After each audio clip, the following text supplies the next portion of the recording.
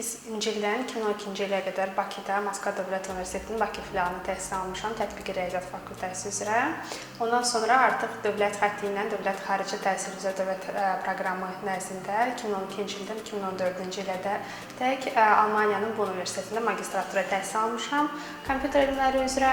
Və ondan sonra Azərbaycana qayıtdım. 3 il Azərbaycanda fəaliyyət göstərdim və keçən il 2018-ci ildən bu günə qədər Berlin Texnik Universitetində doktorantura təhsilini davam etdirirəm süni intellekt üzrə və paralel olaraq da Alman internet institutunda tədqiqatçı olaraq çalışıram. Çalışdığım institut Almaniyanın Təhsil və Araşdırma Nazirliyi tərəfindən belə deyək, maliyyələşdirilmiş bir institutdur və bizim əsas məqsədimiz dünyada baş verən bütün texnoloji yeniliklərin və həmçinin süni intellektin insan həyatını və sosiuma olan təsirini araşdırmaqdır və spesifik olaraq mənim tədqiqatım isə süni intellekt sistemlərinin yaratdığı diskriminasiya və belə də qeyri-bərabərsizlikləri araşdırmaqdır. Bu qeyri-bərabərsizliklər bu günlərin bütün sektorlarda istifadə olunan sistemlərin, məsələn, xanımlara və yaxud da ki, xüsusi bir qrup insanlara, məsələn, qaçqınlara və yaxud da ki, kasıb insanlara qarşı olan diskriminasiyasını araşdırmaqdır. Ümumilikdə tədqiqatım bundan ibarətdir və tədqiqatımın çox böyük bir, belə deyək də, sosiuma çox böyük təsiri və çox böyük qatqısı olacaq. Mən buna ümid edirəm və inanıram. Təkcə Almaniyada yox, Amerikada, başqa ölkələrdə, Avropanın başqa ölkələrində, təkcə Almaniyada yox, tətbiq olunur və bunların da belə deyək də insanların həyatına olan təsiri çox böyükdür. Siz yəqin ki, mənə başa düşürsünüz ki, burada bir insandan söhbət getmir. Burada böyük bir qrup insandan söhbət gedir ki, onların diskriminasiyası, onların belə deyək də bərabər hüquqlarının tapdalanmasından söhbət gedir ki, biz çalışırıq ki, buna uyğun bir strategiyalar hazırlayaq ki, ölkələr, təkcə Almaniya yox, ölkələr hazır olsun ki, 10 il sonra, 20 il sonra bu kimi problemlər ortaya çıxa bilər və bu günlərin biz bu problemlərin qarşısını almaq üçün nə edə bilərik? Mənim çalışdığım institutda yeganə azərbaycanlı mənəm, amma təsəvvür edin ki, 300-ə yaxın tədqiqatçı çalışır bizim institutda və dünyanın demək olar ki, bütün ölkələrindən insanlar var. Almaniyada sırf doktoranturamla və tədqiqatımla məşğulam. Bu paralel olan bir şeydir, amma mənim belə deyək də bir əlim də Azərbaycandadır, çünki öz sosial platforma var, TechCentrum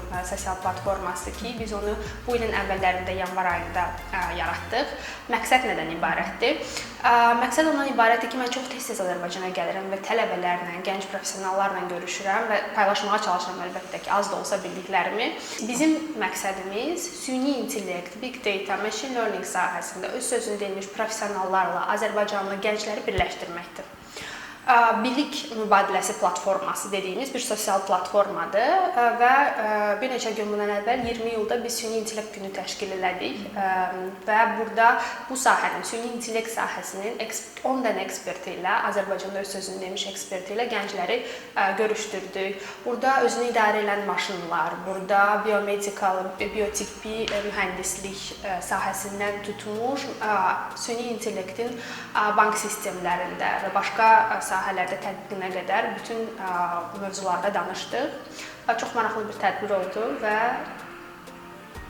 bunlar davam edəcək. Əsas məqsədimiz dünyada bu sahədə, inkişafda olan texnologiyalar sahəsində öz sözünü demiş ən güclü beyinləri Azərbaycan gəncləri ilə birləşdirməkdir. Bu, böyük beynəlxalq konfransların təşkilindən tutmuş, böyük süni intellekt, machine learning sahəsində olan, xaricdə olan böyük proyektləri Azərbaycan gəncləri ilə birləşdirməkdir ki, onlar da artıq bu layihələrdə öz sözlərini desinlər. Həm öyrənmək baxımından, həm artıq işləmək baxımından, həm də Azərbaycanı artıq o ölkələrdə təmsil etmək baxımından. Gənclərimiz hal-hazırda dünyanın bütün ölkələrində artıq dediyimiz həm texniki sahələrdə, həm başqa sahələrdə artıq çalışırlar.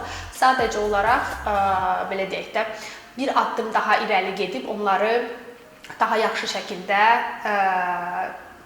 çatdırmaq lazımdır və onları qovuşdurmaq lazımdır bizim Azərbaycanlı gənclərimizlə ki, belə rol modellərin olduğunu görsün bizim gənclər də və qorxmasınlar, istədiklərinin arxasınca getsinlər onlar da. Biz diaspora gənclərinin ikinci yay düşərgəsində də iştirak elədik.